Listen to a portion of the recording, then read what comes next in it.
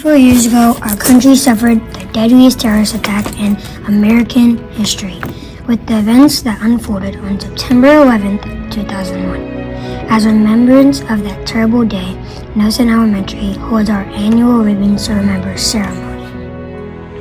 At this special gathering, we take time to reflect, remember, and honor the American heroes that stepped up that day in the face of the incredible danger and uncertainty, and continue to do so to keep our country safe. The Ribbons to Remember ceremony has become a lasting tradition at Nelson Elementary. During the event, 4 individual ribbons are placed on columns in our courtyard by special guests and community members that graciously volunteer their time to be part of this observance. Each ribbon represents a different group of Americans that showed bravery and courage that fateful day.